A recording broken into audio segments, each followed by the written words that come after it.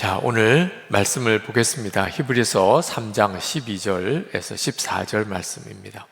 히브리서 3장 12절에서 14절 우리 함께 읽겠습니다.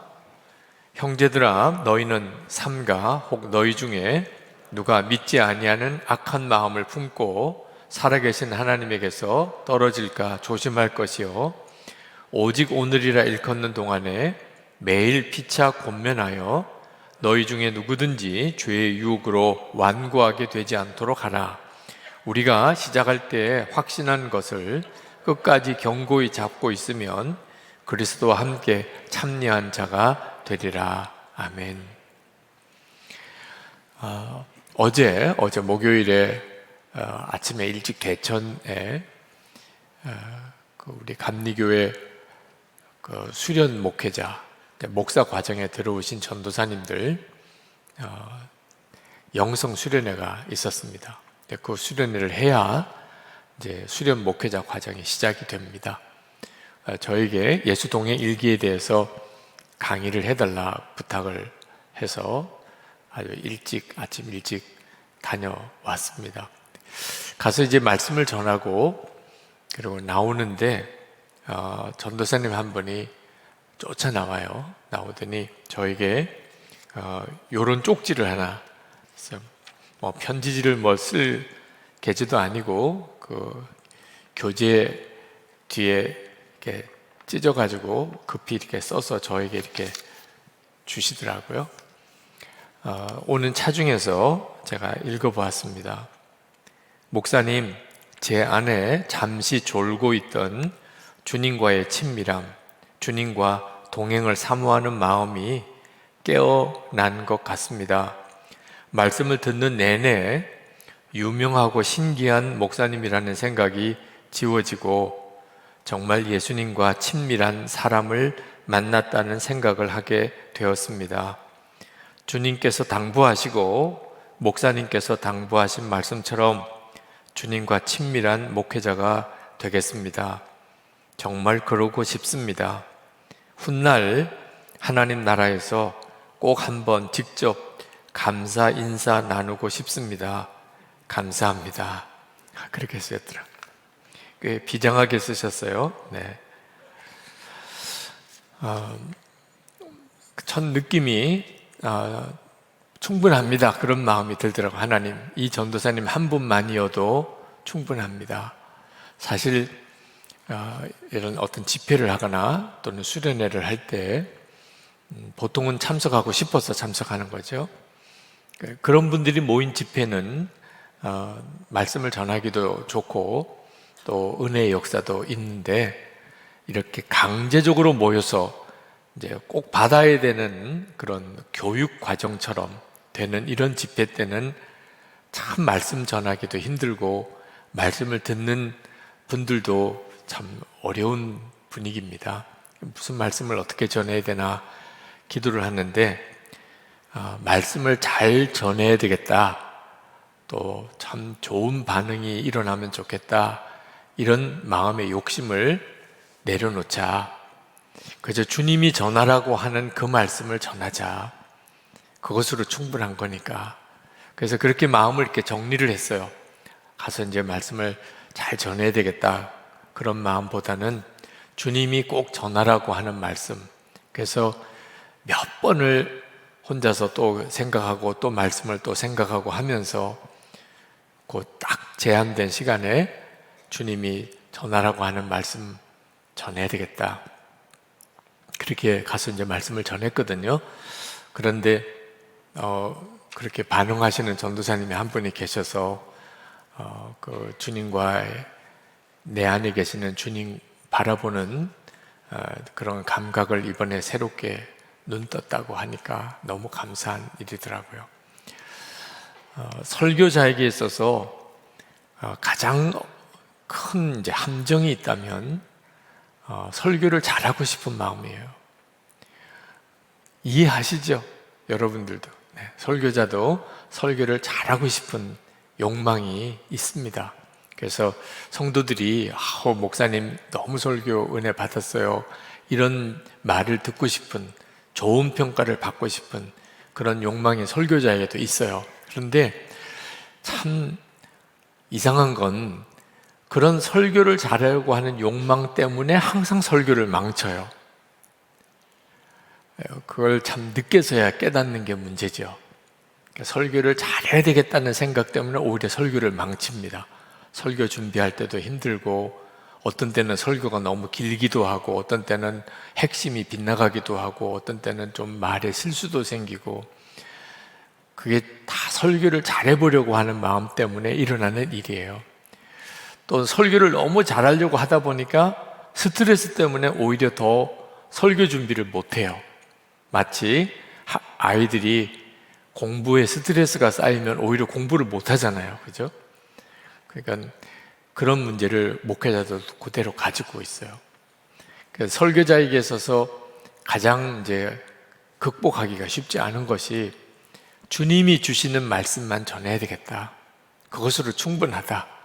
교인들이 뭐 좋은 반응이든 아니든 보다 더 중요한 것은 주님이 전하라고 한 그 말씀만 전했냐. 그것으로 충분한 거죠. 주님이 잘했다 너. 그래 내가 꼭 그 말 하게 한 거야. 더도 아니고 덜도 아니고 딱 내가 하라고 한 그것만 너가 잘 전했다. 그러면 최고죠. 그죠? 교인들이 뭐 어떻게 반응하시든지 상관없이 그 설교자는 정말 설교를 잘한 거죠. 물론 이제 오늘이 이제 저에게도 문제예요. 여러분들이 자기는 제대로 못하면서 그런 말 하나 이렇게 생각하실 수도 있겠는데, 사실 이렇게 성공해야 되겠다, 내가 좋은 평가 받아야 되겠다는 것 때문에 항상 어려움을 겪는 것. 성공보다도 더 중요한 것이 자기 욕심을 이기는 것, 자기 생각을 이기는 것. 설교자만 아니고 여러분 모두도 똑같습니다. 여러분에게 있어서 끊임없이 성공하고자 하는 욕망이 있습니다. 돈도 더 벌고 싶고, 직책도 더 높아지고 싶고, 좀 더 좋은 집에 살고 싶고, 좀 더 사람들이 부러워하는 그런 삶을 살고 싶은, 여러분이 하고 있는 일이 어떤 일이든지 간에 거기에 항상 뭔가 더 잘 됐으면 하는 그런 욕망이 다 있죠. 그죠? 그런데 아셔야 돼요.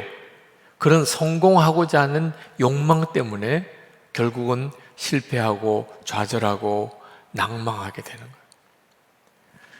하나님께서 우리에게 원하시는 것은 성공이 아니고 이기는 겁니다. 이것만 정확히 알면 삶이 완전히 달라져요. 전에는 어떻든지 잘 살아보려고, 성공하려고, 출세하려고, 높아지려고, 남보다도 더 가지려고, 즉 그게 내 목적이었어요. 이제는 아셔야 돼요. 그래서 내 인생이 망가지고 있다는 거예요. 제대로 잘 살지도 못하고. 그러면 이제 어떻게 살아야 되는 거죠? 내가 이기는 자가 되어야 된다. 승리가 성공보다도 더 중요한 일이라는.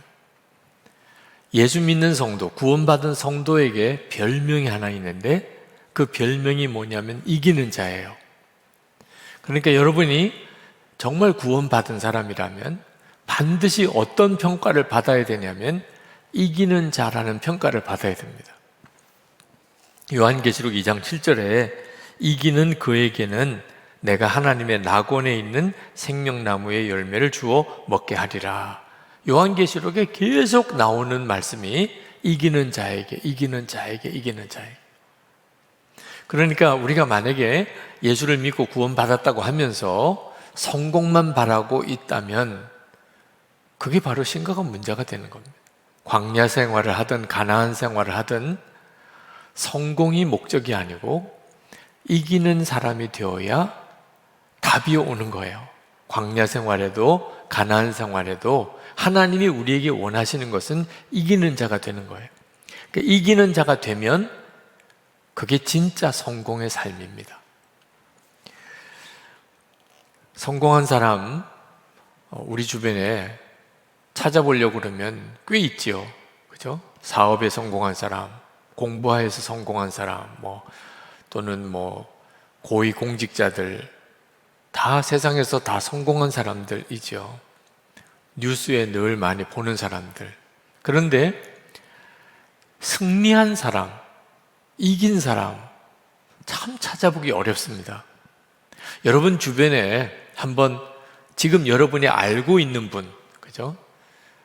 그분의 개인의 삶에 대해서 그냥 뉴스에 보신 분, 책에서 본 분 말고 그분에 대해서, 그의 삶에 대해서 잘 아시는 분, 이기는 사람이 누구를 꼽을 수 있겠어요? 그 사람은 진짜 성공한 사람이 아니고 그 사람은 이긴 사람이야.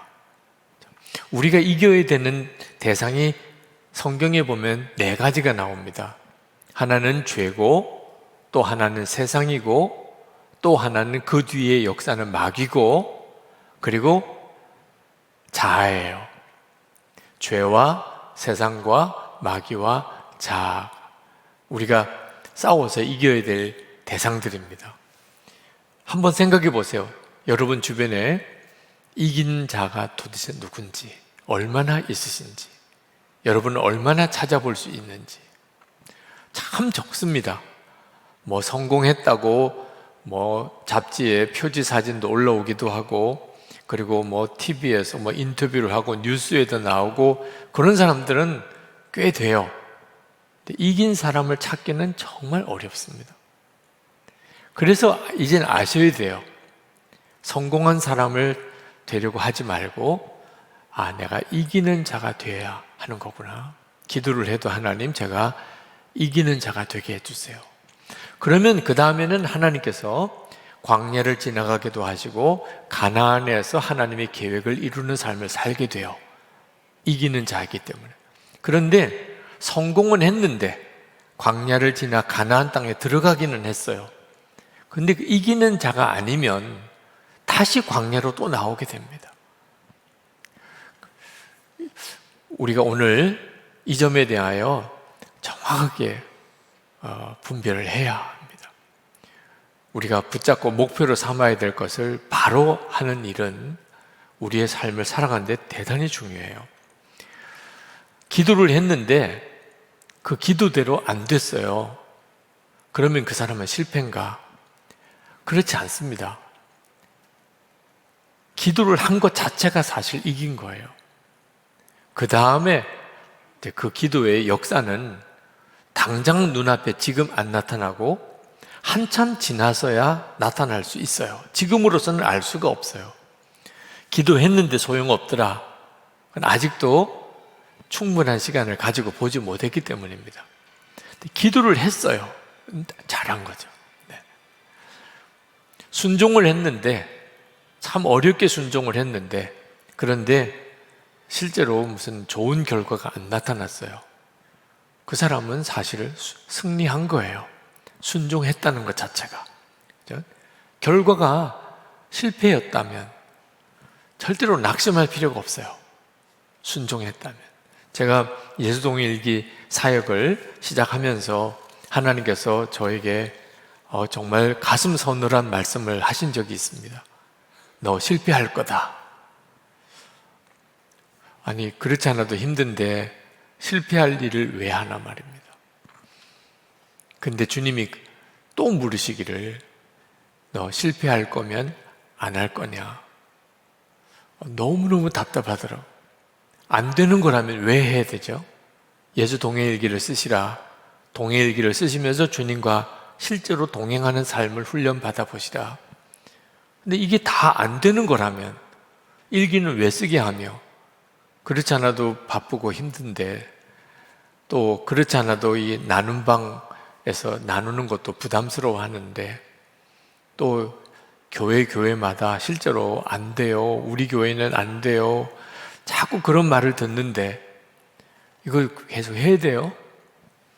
근데 하나님이 그때 저에게 실패한다고 해서 안 할 거냐, 그 말씀에 하나님의 참 놀라운 계획이 있구나. 그리고 깨달아지기를, 혹시 내가 죽을 때까지는 열매를 못 볼지 모르지만 결국은 하나님께서는 그 열매를 이루실 거라면 그건 실패가 아니다. 내게는 실패지만 하나님께는 실패가 아니다. 내가 하나님이 기뻐하는 일을 했는데 당장 좋은 열매가 없어요. 그건 절대 실패가 아니다. 그게 마음에 딱 깨달아지더라고요. 여러분, 순교자는 실패한 거예요? 아니죠. 겉으로 보면 실패해요. 예수 믿습니다. 나는 하나님을 믿습니다. 그런데 죽었어요. 죽임을 당했습니다. 그럼 도대체 하나님을 왜 믿어요? 하나님이 진짜 살아계시다면 기적적으로 살려주셔야지.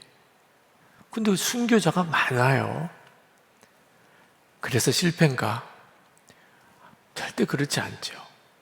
순교자 자체가 되는 것 자체가 사실은 엄청난 승리인 거죠. 그건 하나님의 나라까지 가봐야 아는 겁니다. 야, 그렇구나. 실패하면 안 한다. 그러면 하나님의 일은 못하는 거예요. 다 잘 되어야만 할 거다. 그러면 선교지 오지에는 누가 가며, 그죠? 정말 몇백 년 지나야 열매를 맺을 일들은 누가 시작합니까? 그래서 그때 제가 하겠습니다. 성도들이 주님과 동행하는 삶을 살도록 도전하고 실제로 그렇게 살기 위해서 매일 일기를 써가면서 주님을 바라보도록 하는 이 훈련을 결국은 안 된다 하더라도 계속 제가 호소하고 도전하고 해보겠습니다. 그때 그 기도할 때는 참 많이 울었어요. 그 안 되는 것을 하겠다고 할 때 그 마음을 여러분 이해하시겠습니까? 안 되는 줄 아는데, 안 될 건데, 그래도 하겠습니다. 주님이 기뻐하는 일이라면. 그랬는데, 이제 한 10년 정도쯤 지나고, 지금 보니까 굉장히 이 사역이 커졌고, 반응하는 사람도 많고, 실제로 동일기를 쓰시는 성도들도 많고, 지금은 동일기를 쓰시는 분들이 책도 막 내기 시작을 했어요. 세상에 이건 도대체 무슨 일이죠? 실패한다고 해서 안 할 거냐 하는 질문에 실패하더라도 하겠습니다. 그 이긴 거예요. 네. 그랬더니 여러 가지 사실 좌절될 일도 답답한 일도 많았지만 실패해도 한다고 했기 때문에 반응이 좋든지 반응이 많든지 적든지 상관없이 한 12년 동안 꾸준히 할 수 있었던 거예요. 그래서 하나님이 결국은 이만큼 이 일을 이루어내실 수 있었던 거예요. 그러니까 우리에게 있어서 성공을 바라보면 낙심할 일, 포기할 일이 수도 없이 많아요. 안 되는구나. 아유, 더 이상 못하겠어. 가족들끼리 서로를 위해서 기도하는 일도 하나님 도대체 왜 응답을 안 해주시는 거예요? 이제는 더 기도도 못하겠어요. 성공만 바라보면 기도도 끝까지 못한다니까요. 그런데 하나님께서 우리에게 원하시는 것이 이기는 거다. 실패를 이기고 낙심을 이기고, 그죠? 안 될 것 같은 그런 환경과 상황을 이기고 조롱하는 소리를 이기고, 그게 하나님이 기뻐하는 것이다. 그 정확하게 깨닫고 나면 그 다음에 하나님이 비로소 광야의 때가 지나고 가나안의 역사가 일어나기도 하시고, 가나안에 들어가서는 그곳에서 하나님의 영광을 위해서 살게도 하시는 거예요. 그러니까 이기는 사람이 하나님의 사람입니다. 여러분, 누구나 다 광야에 들어가면 오직 믿음이 돼요. 오직 믿음. 요르단에 광야 예배를 드릴 때, 그때 여기서는 하나님만 바라보고 살 수밖에 없게 돼 있구나. 그냥 성경만 읽으면서 광야를 보던 것과 실제로 정말 끝도 없는 광야 벌판에 딱 들어가 보니까 이건 하나님만 오직 바라보고 살게 될 수밖에 없더라고요. 여러분들도 광야를 만나면 오직 믿음이 뭔가가 금방 다 깨달아져요. 날개가 꺾어지고 다리가 부러지고 내가 믿고 의지하던 사람 다 떠나고 가지고 있는 돈 다 없어지고 진짜 광야로 들어간 거죠. 자, 이런 상황에 딱 처해 보면 오직 주님, 그렇게 돼요. 이게 금요 성령 집회 오신 분들 중에 이제 그런 심정이신 분들도 꽤 많이 있으세요. 사실 이 금요일 저녁 요 시간에 뭐 만날 사람 또는 재미있게 즐길 거리 얼마나 많습니까? 그죠? 요즘 코로나 때문에 사회 분위기가 그런 분위기가 아니지만 사실 이 저녁에 금요일에 이렇게 교회에 와서 기도하는 심정은 광야를 경험해 본 자의 심정이거든요. 근데 이게 다리가 부러지고 날개가 꺾이고 터가 흔들리고 가진 거 다 없어지고 이런 상황이 되었다고만 해서 무조건 오직 믿음이 되는 건 아니에요. 예수님을 진짜 바라보는 눈이 뜨여야 그때 이제 오직 믿음이 됩니다. 이 오직 믿음의 삶을 사는 사람이 이긴 사람이에요. 하나님이 그것을 원하셔서 우리를 광야를 지나가게 하시는 겁니다.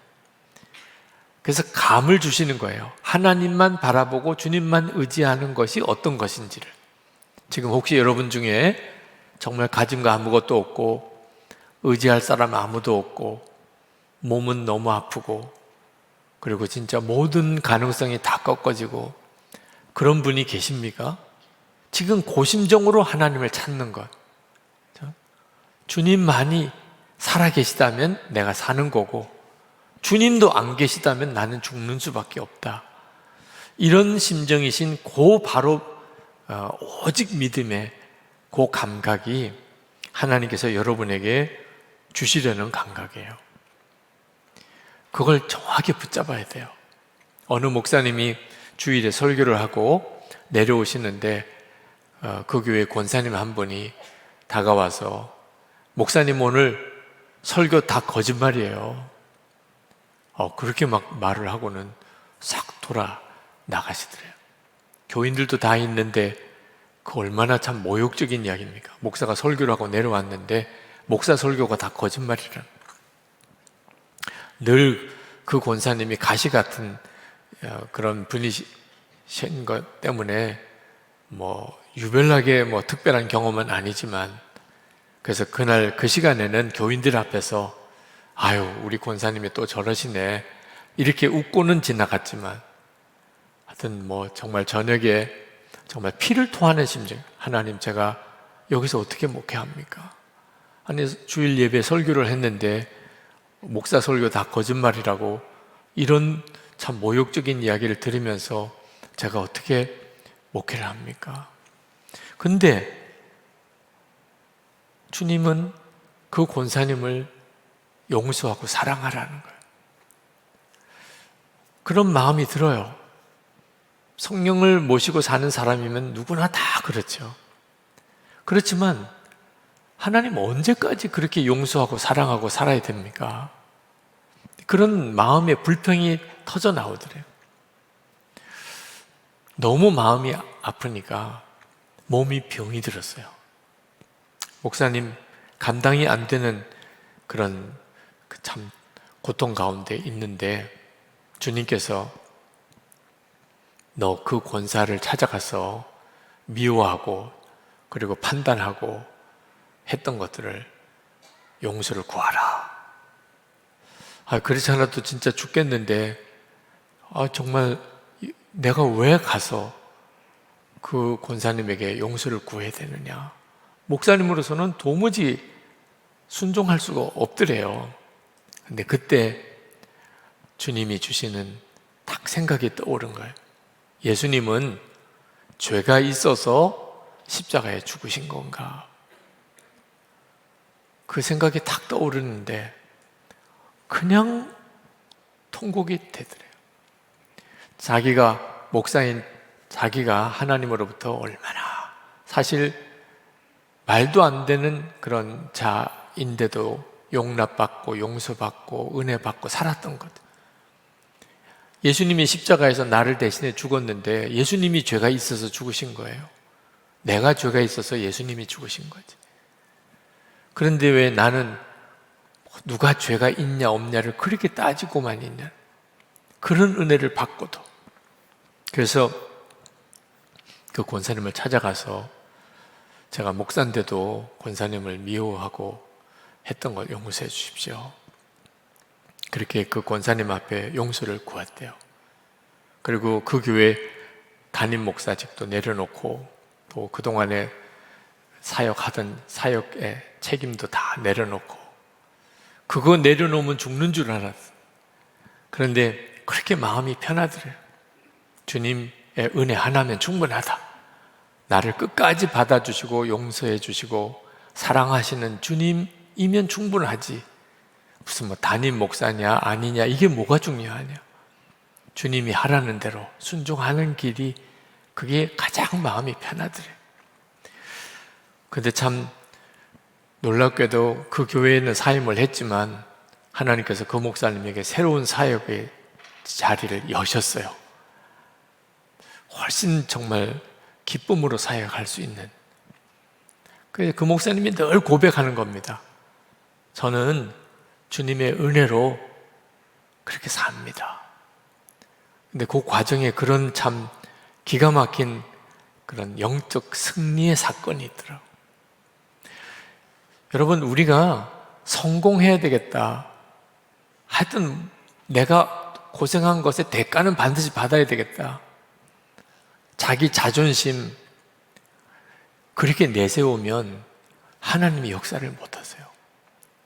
계속 꼬여 들어갈 뿐입니다. 그런데 내가 이기는 자가 되어야 되겠다.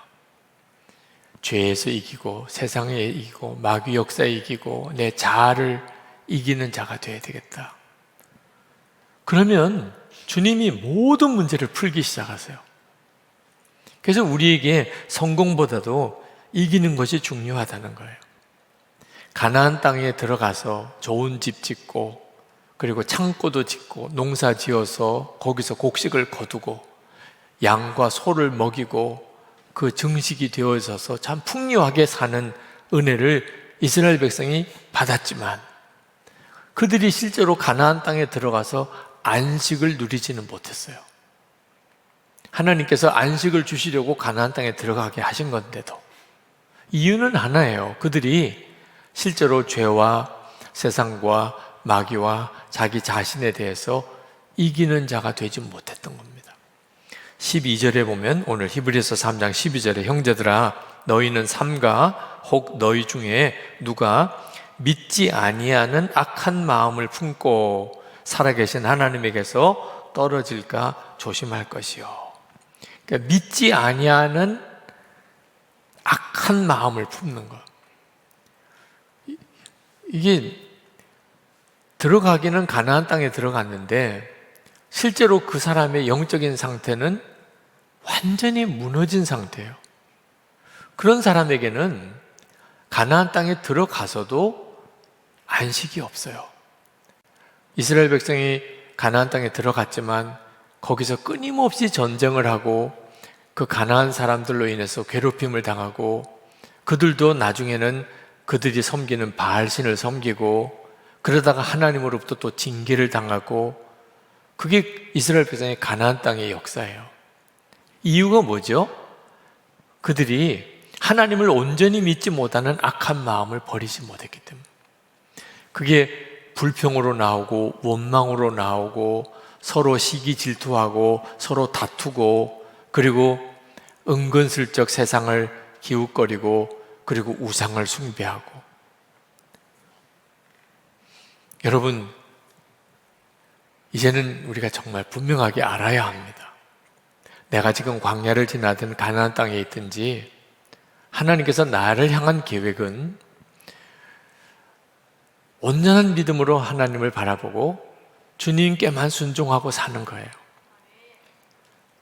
그 일을 위해서 하나님이 우리를 부르신 겁니다. 그러면 나머지는 하나님이 다 알아서 책임지세요. 히브리서 3장 18절 19절에 보면 하나님이 누구에게 맹세하사 그의 안식에 들어오지 못하리라 하셨느냐 곧 순종하지 아니하던 자들에게가 아니냐 이로 보건대 그들이 믿지 아니함으로 능히 들어가지 못한 것이라. 순종하지 않고 믿지 못한 것. 그러면 아무리 좋은 곳에 가서 살아도 그곳은 그에게 또 하나의 광야일 뿐입니다. 그러니까 오늘 이 시간 여러분의 마음에 하나님 앞에 간절히 기도할 제목은 믿을 수 없는 때 믿는 것, 순종이 안 될 때 순종하는 것, 도무지 사랑할 수 없는 사람을 사랑하는 것. 그게 승리하는 거거든요.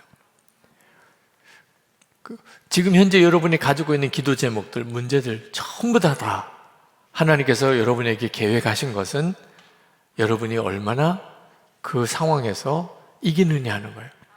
믿을 수 없는 것 같을 때 믿게 되고 순종할 수 없을 것 같은 걸 순종하고 도무지 사랑할 수 없는 사람을 사랑하는 것. 그러면 그 나머지는 하나님이 하세요. 베드로가 물 위를 걸었잖아요. 베드로 평생 그걸 어떻게 잊었겠어요? 우리는 그냥 상상만 해봅시다. 물 위를, 풍랑이 있는 물 위를 베드로가 한 걸음 한 걸음 실제로 주님을 바라보고 그 위를 걸었다고요. 베드로는 그 이후에 살아가는 동안에 어떤 어려움이 오든지 베드로는 아마 두려움이 없었을 거예요. 왜? 자기가 실제로 물 위를 걸어봤어요. 주님 바라보고. 그러니까 주님 바라보면 된다. 주님만 바라보면 물 위도 걸을 수 있다. 실제로 자기가 걸어봤으니까. 이건 엄청난 힘이죠. 근데 여러분, 이건 우리 모두에게 다 사실 필요한 일이에요. 우리가 살아가는 동안에 물 위를 걸어야 될 때가 반드시 있습니다. 실제로 바다 위를 걷거나 강 위를 걷는 건 아니지만 베드로가 물 위를 걸을 때처럼 도무지 불가능한 상황에 주님만 바라보고 그 길을 가야 될 때가 있어요. 제가 선한목자교회 부임에 올 때 그때 주신 말씀이 바로 베드로가 물 위를 걸었던 그 말씀이었거든요. 그리고 실제로 정말 그렇게 제가 물 위를 걸었던 것 같아요. 지금 돌아보니까 다시 하라 그러면 내가 할 수 있었을까 그런 생각이 들 정도로 그렇게 참 놀라운 삶을 그렇게 살았더라고요. 여러분들도 마찬가지예요. 근데 실제로 그런 물 위를 걷는 삶을 살려면 지금 현재 여러분이 살아가는 지금의 매일의 일상의 삶 속에서 물 위를 걷는 연습을 해야 돼요. 허드슨 테일러 선교사님이 중국으로 하나님이 가라고 하는 말씀을 받았습니다. 근데 도무지 갈 수가 없는 상황이었어요. 근데 처음에는 자기를 중국에 보낼 수 있는 선교단체가 없기 때문에 못 가나 그렇게 생각을 했다가 조지 밀러 목사님의 그분의 사역에 대한 글을 읽었어요. 그리고 깨달았어요. 하나님만 믿고 기도하면 되는구나. 자기를 보내주는 선교단체가 없어도 보내는 분은 하나님이시고 조지 밀러 목사님이 가진 거 아무것도 없이 그 많은 고아들을 다 기도로 먹여 살렸는데 이런 방법이 있는 거구나. 그래서 하나님 저에게도 조지 밀러 목사님과 같은 그렇게 하나님을 의지하는 법을 저에게 가르쳐 주십시오. 그렇게 기도했어요. 그리고 난 다음에 생각해 보니까 하나님이 그런 것을 가르치시려면 자기가 실제로 살고 있는 그 매일매일의 삶 속에서 조지 밀러 목사님처럼 그렇게 기도만 하고 하나님만 의지하는 삶을 살아야 배우는 거지. 그죠? 그 생각이 들더래요. 그래서 하나님 앞에 하나님 저도 조지 밀러 목사님처럼 오직 믿고 기도하면서 한번 문제를 해결해 보는 훈련을 해보겠습니다. 그리고 무슨 생각이 들었냐면 자기가 지금 일하는 곳이 그 어느 의사 밑에서 이제 약을 조제하는 일을 했었습니다. 근데 그 의사분이 참 사람이 좋으신 분인데 한 가지 문제는 월급을 제때 안 주는 거예요. 항상 며칠을 지나고 주는 겁니다. 근데 늘 월급 받아서 주급을 받아가지고 살아가는 사람에게는 하루 이틀 이게 제대로 못 받으면 참 답답해요. 근데 그걸 달라고 말하기도 그렇고. 근데 이 허드슨 테일러 선교사님이 하나님께 기도하는, 하나님, 제가 월급 달라고 안 해도 제때에 월급을 제가 받을 수 있게 해주십시오. 그래서 며칠만이라도 돈 없이 쩔쩔매는 이런 생활을 좀 하지 않도록 하나님 정말 친히 역사해 주십시오. 그렇게 기도를 했어요. 그랬더니 정말 놀랍게도 전혀 무슨 다른 상황의 변화가 없는데도 그때부터 월급이 제 날짜에 그분이 주는 거예요. 그걸 통해서 와, 이게 조지 밀러 목사님에게만 일어나는 일이 아니구나. 기도하고 주님을 믿으면 주님께서 사람의 마음을 움직이시는구나.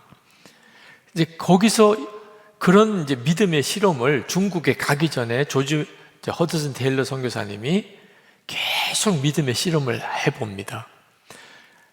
이 경험이 실제로 중국에 갔을 때 아무런 선교비 없이도 하나님의 공급하심만 믿고 중국 내지로 들어가서 사역하는 믿음 사역을 할 수 있는 힘이 되었어요.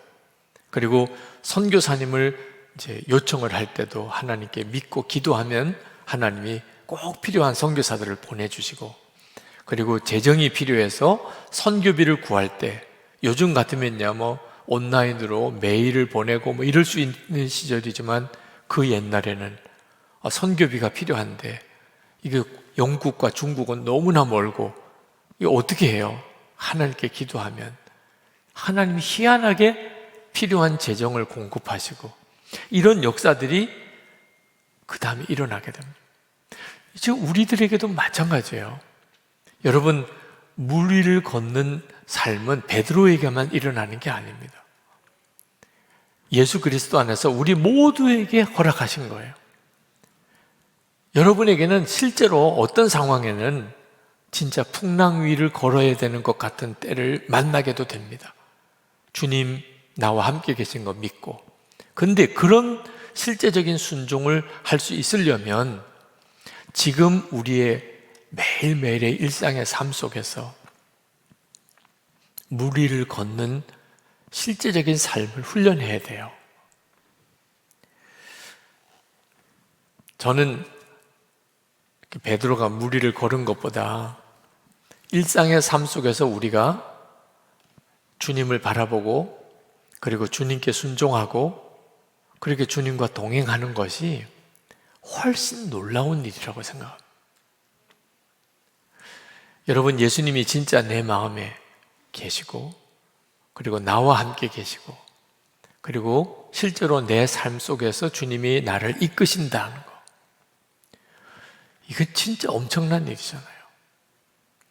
물 위를 걸은 것도 대단한 일이지만 예수님께서 정말 나와 함께 계시고 내 모든 삶 속에 주님이 동행해 주시고 간섭하시고 나를 이끄신다. 그러면 여러분, 그거 실제로 실험해 봐야 되죠. 정말 그러신지. 그냥 막연하게 믿을 문제가 아니잖아요. 우리의 삶에 진짜 이 삶의 승리의 조건은 날마다 보고 듣는 것에 좌우돼요. 아브라함의 조카 롯이 소돔성에서 살 때, 그때 그가 그 소돔 사람들의 불법한 행실을 날마다 보고 들음으로 마음이 상했다, 그렇게 말합니다. 우리가 설교 때 은혜 받고 또 성경을 보면서도 은혜 받고 성령 체험도 하고 별 참 놀라운 은혜의 체험들을 했는데도 왜 우리의 삶에 변화가 없나요?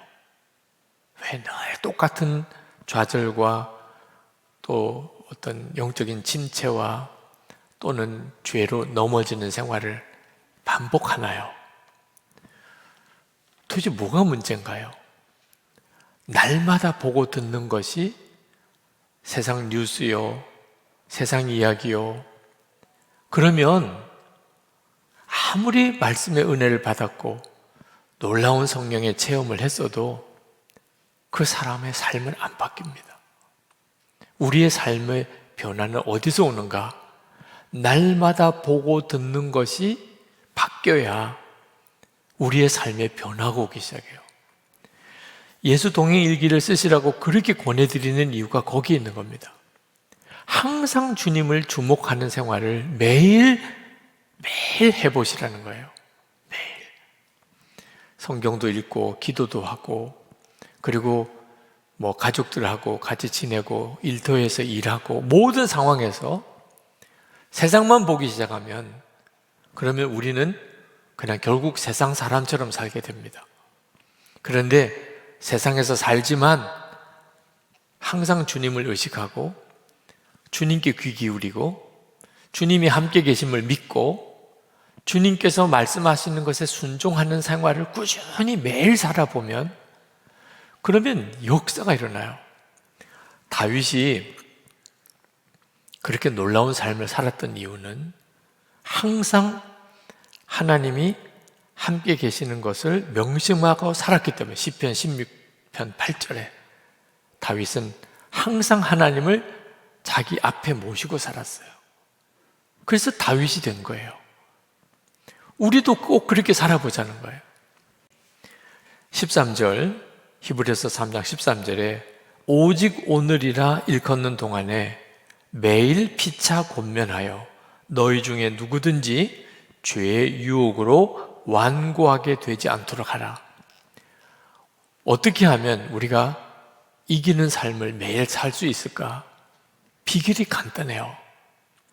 매일 오늘이라고 일컫는 매일 세상 바라보지 않고 항상 주님 의식하고 사는 일을 꾸준히 지켜가는 거죠. 그 다음에 주님이 우리로 하여금 이기게 만드세요. 어느 장로님이 고등학교 교장 선생이신데 교회에서 장로로 피택이 되셨습니다. 장로가 되시고 정말 하나님 앞에 간절한 마음으로 하나님 왜 나를 장로로 세우셨나요? 나는 이제 어떻게 살아야 되나요? 그렇게 기도하는데 내가 혹시라도 지금까지 잘못 살은 게 있다면 이건 분명히 좀 정리해야 되겠다. 다른 사람도 아니고 교회 장로가 됐는데 혹시 내가 지난날에 뭔가 미진하게 좀 깨끗하지 못하게 그렇게 지나온 건 없나. 근데 떠오르는 생각이 하나 있었어요. 그게 어릴 때 철없을 때지만 그 남의 참외밭에 들어가서 참외 서리하고 했던 거, 그건 자기가 정리를 안 한 것 같아요. 그래서 그때 고향에 그 참외밭 이제 주인을 찾아갔더니 그 주인 되시는 분은 돌아가셨고 그 아들 둘이 이제 거기 그 마을에 그 참외밭 주인으로 살고 있더래요. 다 어릴 때 친구들입니다. 그래서 이제 그분을 찾아갔습니다. 찾아가서 그동안 자기가 참외 서리한 거 돈으로 계산해 보니까 얼마쯤은 되겠다. 그래서 이제 그 돈을 봉투에 가지고 가서 그분한테 이렇게 줬어요. 이게 뭐냐 묻더래요. 그래서 내가 그동안 어릴 때 이 참외 서리 했던 거 마음에 이렇게 가책이 돼서 이게 참외 값을 가지고 왔다. 그렇게 받으라고. 그랬더니 그 주인이 엄청 화를 내더라고요. 자네가 고등학교 교장 선생이 됐다고 출세했다고 고향에 사는 우리를 무시하는 거냐? 그 어린 시절에 누구나 다 남의 밭에 가서 서리하지. 나도 이웃집 복숭아 밭에 들어가서 복숭아 서리도 하고 다 그렇게 사는 건데 자네가 뭐 이렇게 출세했다고 지금 유세하는 거냐? 이런 식으로 오히려 막 역정을 내더래요. 그래서 그게 아니라고. 내가 예수를 믿게 됐다. 근데 예수를 믿은 정도도 아니고 장로가 됐다. 이건 대단히 중요한 직책을 맡은 건데 내가 기도하는 중에 다른 것들은 다 용서한 건 용서하고 회개할 건 회개하고 했는데 이게 어릴 때 내가 철없이 했지만 이것도 죄인데 내가 이건 해결을 하고 싶어서 정말 받아주게. 정말 내가 철없이 그때 했던 일이지만 또 그때 주인 되시는 분은 돌아가셨지만 자네가 그 아들이니 이걸 자네값을 받아달라고. 진심으로 그에게 이야기를 하니까 받더래요. 그러냐? 그러면서 이렇게 받더래요. 그래서 이제 편안한 마음으로 돌아왔다는 거죠. 근데 주일 예배를 드리고 집에 들어왔는데 전화가 왔어요. 그 참외밭 주인 되는 그 고향 친구로부터 전화를 받았더니 자네를 보내놓고 일주일 내내 생각을 했다는 거예요. 도대체 자네가 왜 그렇게 하고 있는지를 너무 궁금했다는 거예요. 그래서 자네가 믿는다고 하는 도저히 예수라고 하는 분이 누군지 정말 궁금해서 오늘 주일에 그 고향 마을 교회에 내가 나갔다는 거예요. 그러니까 나가서 거기 예배 드리는 자리에 앉아서 그 목사님의 설교도 들었는데 참 들을 만한 내용이 많더라. 그렇게 이야기를 하더라고요. 그리고 그 집안이 다 예수를 믿은 거예요. 사실 여러분, 물 위를 걷는 일이 우리에게 뭐 있겠습니까? 근데 실제로 우리의 삶 속에 물 위를 걸을 일들이 수도 없이 널려 있어요. 사실 베드로가 물 위를 걸었다는 것은 어쩌면 우리에게는 별로 현실적으로 안 와닿는 이야기예요. 그런데 우리가 일상적으로 살아가는 삶 속에서 예수님께서 친히 역사하시는 일을 보고 듣는 것은요, 전혀 새로운 감동입니다. 저는 그렇게 믿어져요. 베드로가 물 위를 걸은 것보다 실제로 우리가 일상의 삶 속에서 주님이 함께 계신 것을 정말 믿고 그리고 순종했더니 주님이 친히 역사하시는 것이 실제로 경험되었다. 여러분, 이것이야말로 진짜 승리하는 삶이에요. 히브리서 3장 14절에 우리가 시작할 때 확신한 것을 끝까지 견고히 잡고 있으면 그리스도와 함께 참여한 자가 되리라. 우리가 예수님을 진짜 믿었다면 그러면 예수님과 매 순간의 삶 속에서 주님과 함께 동행해야죠. 그래야 결국은 주님 앞에 서게 되는 겁니다. 이 일을 절대로 작게 생각하지 마세요. 요즘에 예수 동행 일기를 쓰신 분들 중에 책으로 출간하는 분들이 막 나오기 시작해요. 아마 굉장히 많을 것 같아요, 앞으로. 우리 임동수 선교사님, 이번에 녹슬지 않고 닳아 없어지기 원합니다. 그런 제목으로 책을 내셨는데, 임동수 선교사님의 그 예수 동행 일기 지난 세월 동안 쓴 것 중에서 정말 귀한 내용들만 압축해가지고 이번에 책을 내신 거거든요. 전대진 작가라는 분, 아직도 청년인데 그분이 쓴 책도 이번에 추천사를 써달라 그래서 보내왔는데 보니까 예수 동행 일기를 계속 쓴 것을 정리해가지고 이번에 책을 냈더라고요.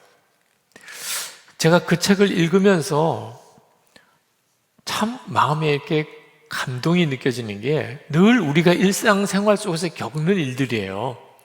임동수 선교사님이나 전대진 작가나 다들 그분이 쓴 일기가 뭐 요즘 시대에 우리가 같이 사는 거죠. 근데 그게 감동이 되는 것은 그렇게 우리도 늘 겪는 일상적인 생활 속에서 예수님을 만나게 된 거예요. 주님은 진짜 우리와 같이 계시구나. 그분의 삶 속에서 주님이 함께 계신 기록이에요. 그 말은 내 삶 속에서도 그대로 주님이 역사하신다는 뜻이잖아요. 성경 인물 이야기, 신앙 위인의 일화, 그게 주는 감동보다 실제로 우리와 늘 같이 지내는 그 사람 삶 속에서 함께 계신 예수님, 그리고 예수님이 역사하신 이야기, 그게 주는 의미는 정말 더 놀랍다고 생각이 들어요.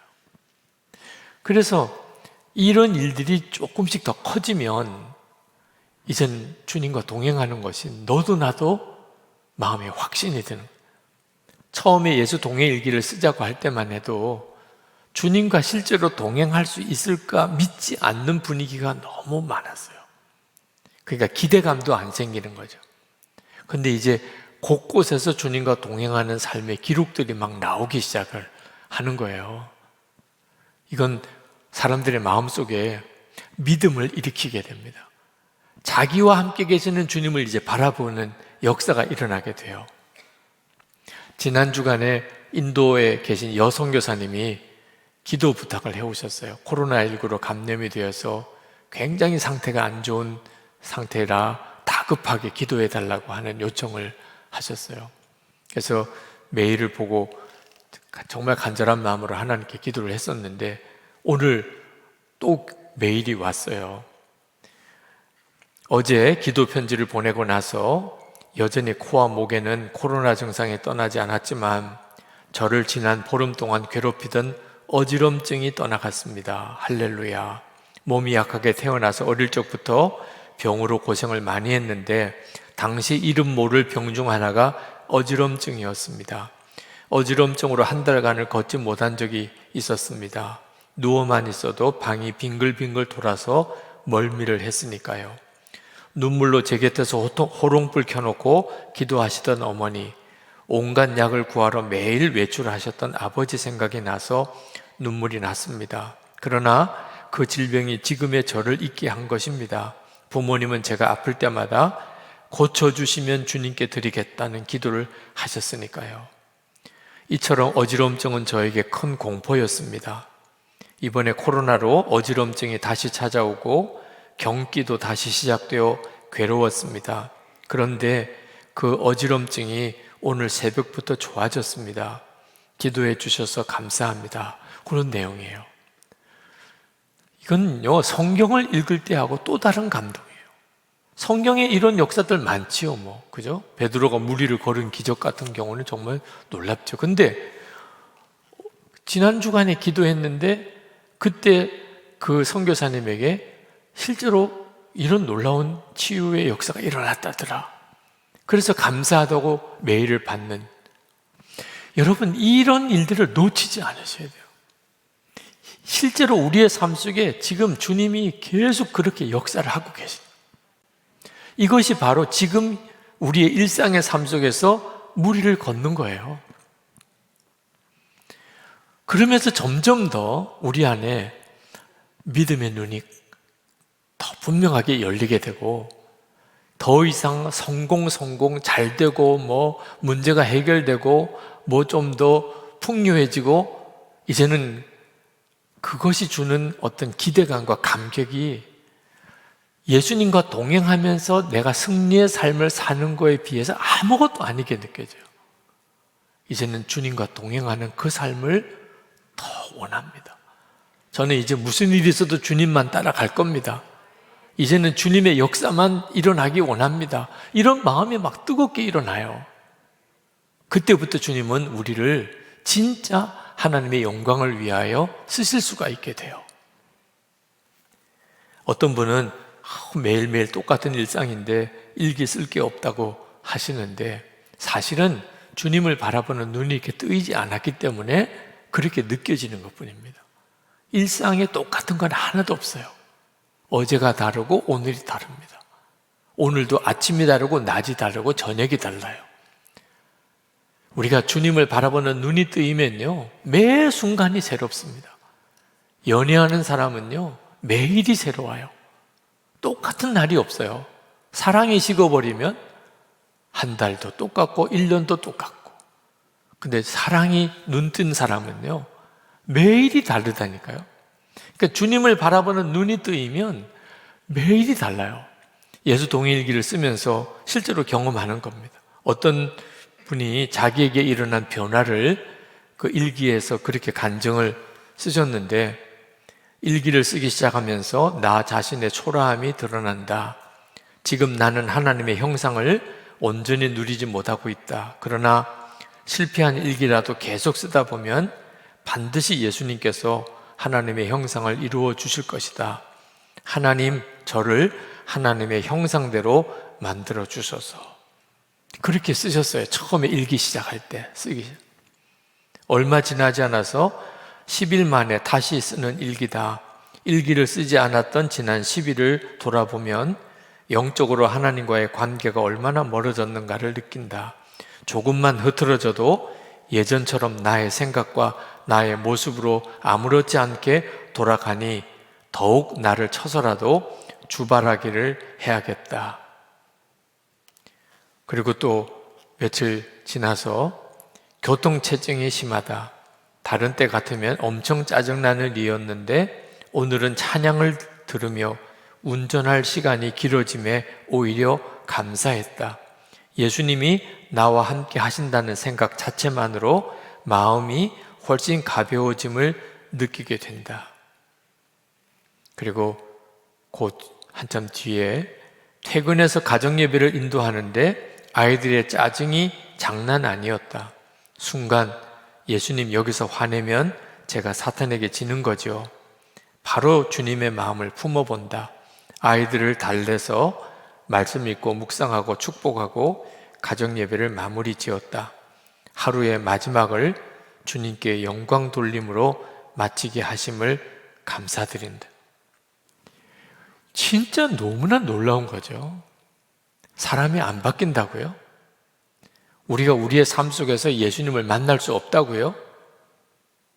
여러분이 진짜 주님이 함께 계신 것을 정말 믿음으로 취하고 그리고 그 주님을 바라보는 일을 절대로 놓치지 말고 그리고 어떻든지 마음에 깨닫게 하시면 순종하고 말씀하시면 반응하고 그렇게 한번 살아보세요. 여러분의 일기 속에 증거가 다 나온다니까요. 무리를 걷는 일은 지금도 일어나고 있어요. 일상에서 주님과 동행하는 것, 그게 이기는 거예요. 오늘도 이겼다. 오늘도 주님 생각하고 살았어요. 주님 바라보고 살았어요. 그러면 그 사람은 오늘도 이긴 삶을 사는 거예요. 하나님이 광야에서 그걸 목적으로 광야로 내모신 거거든. 항상 주님 바라보게 하고 가나안 땅에 들어가서 이거 놓치지 마라. 가나안 땅에 들어가서 이제 하나님 안 바라보고도 살만한 곳이긴 한데 절대로 이거 놓치면 큰일이다. 놓쳤더니 다시 광야로 나왔죠. 바빌론 포로 생활. 여러분이 지금 있는 지금 이 형편에서 하나님이 여러분에게 원하시는 것은 주님이 약속하셨잖아요. 고아로 버려두지 않고 오겠다고. 절대로 우리는 고아가 아니에요. 주님은 약속하셨어요. 그대로 이루어집니다. 지금도 그렇습니다. 자, 우리 찬송하고 기도하실 텐데 오늘 이 밤에는 정말 여러분이 이제 물 위를 걷는 삶을 시작하는 은혜가 있기를 축복합니다.